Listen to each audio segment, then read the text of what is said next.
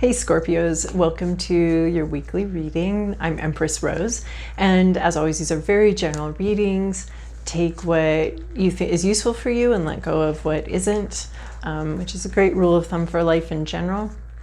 Also, know that these are all very thoroughly pre-shuffled. I'm a little bit superstitious about my shuffling, so I do it off camera because I like to very thoroughly shuffle them. And they've been prayed over and prepared. So we're going to start with the Oracle of Mystical Moments deck. What's for Scorpio? What's a message for Scorpio? True, helpful message for Scorpio. What does Scorpio need to know this week? What does Scorpio need to know this week? All right. Oh. All right. Okay, we have all is connected. So this is a card of some unsettled energy, a change of seasons, and every part of your life. The winds of change have come. And you can't see it, but all of these leaves are connected by a string. So every aspect of your life is pulling on every other aspect. So the winds of change have come and everything's getting changed sort of simultaneously. There's a real, something pulls on your career life, and that's affecting your love life, and everything just is very interconnected right now. And Miss Sunshine, this is another card with some strings on it, so we'll see where we go with that. Some sort of force we cannot see is pulling you up out of the darkness. You still have this whole part of you that's sort of subterranean, this whole sort of house and life that's in sort of a darker place. But right now we're having this energy that's really elevating you and pulling you up into some sunshine. So you're moving into a more positive mind frame.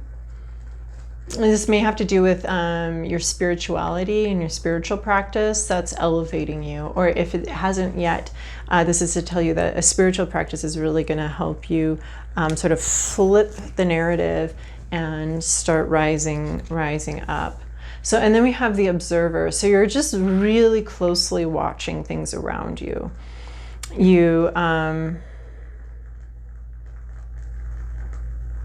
Again, there's some wind here. There's something blowing, and you have these dandelion seeds that are flying around your head. So you're watching sort of the end of a cycle. So the dandelion has gone through its whole transformation process, and now these new seeds are coming out of what you're observing things, and new ideas are being formed and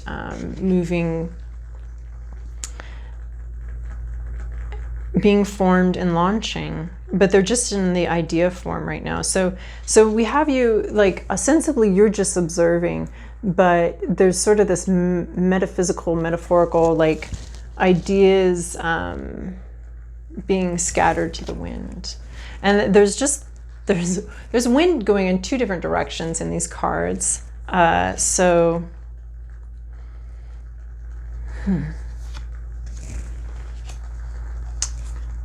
Maybe you're rising so fast that you're creating a wind that's blowing this hair away.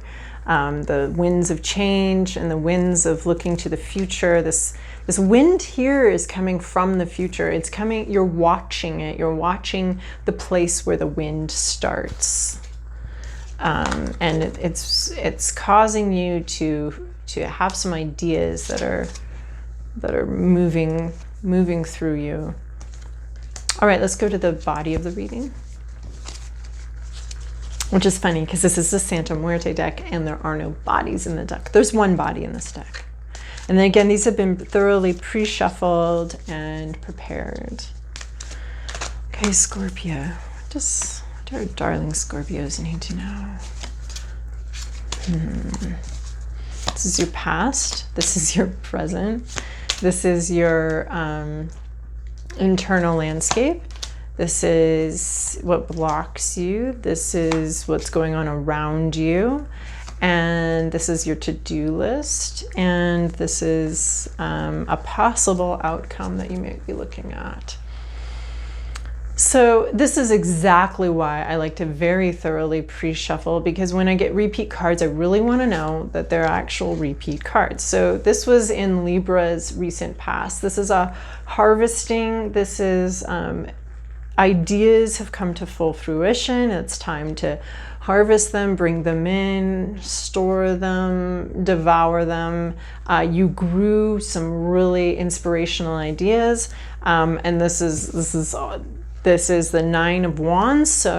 So these ideas, you planted them, you nurtured them, you grew them, and it's time to either prune them out, get rid of ideas that you no longer need, and transform them into the fruits of your labor. So this has some unsettled energy. There might be a little, I don't know if you're a gardener, but if you've ever done angry gardening, this is pretty much what it looks like, where you go out there and your garden, just slash it. It's kind of fun at the end of the season to do that. So there's just, and we're getting the same like blowing leaves as we have in this one.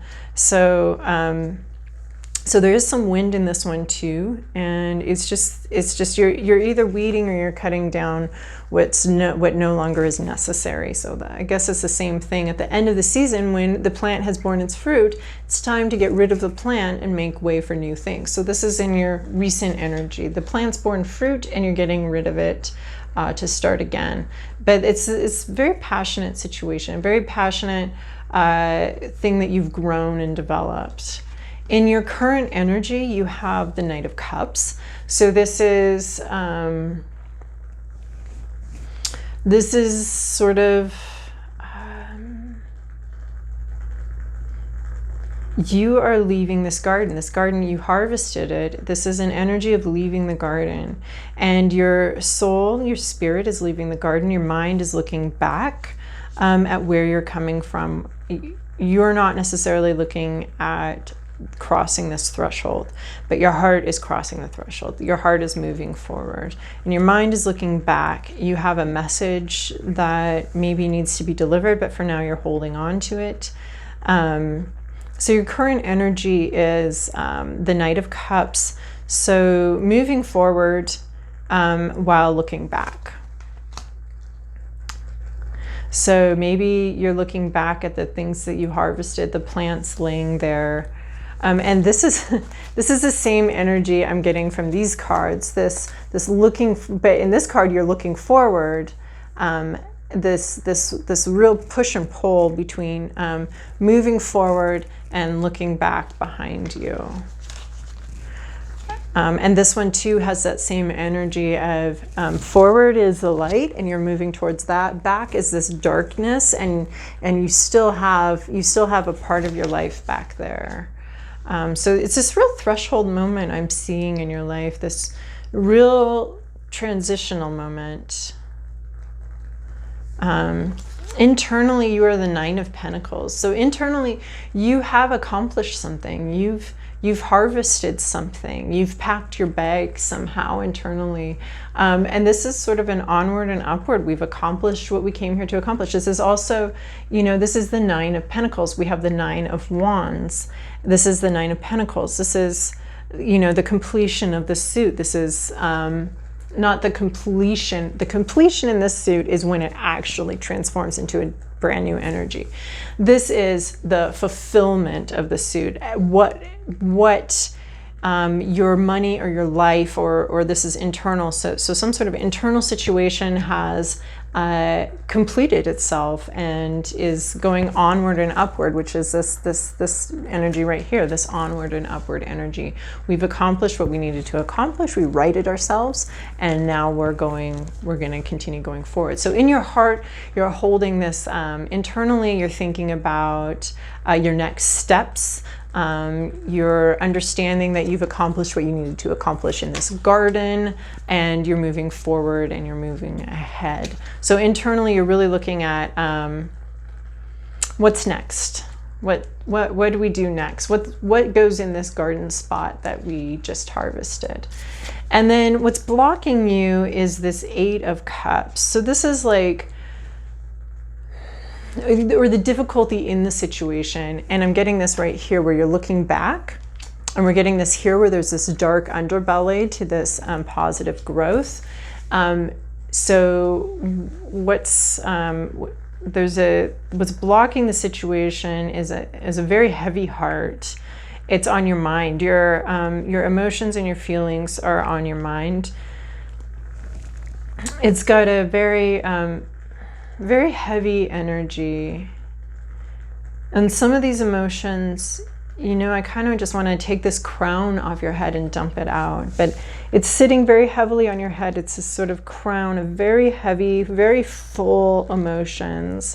And I'm seeing this light here, and you're seeing it too. As these emotions are spilling, you're seeing some sort of light in them, some sort of inspiration or hope. So what's sort of blocking the situation, or the unpleasantness within the situation, is a very heavy head, a very heavy heart.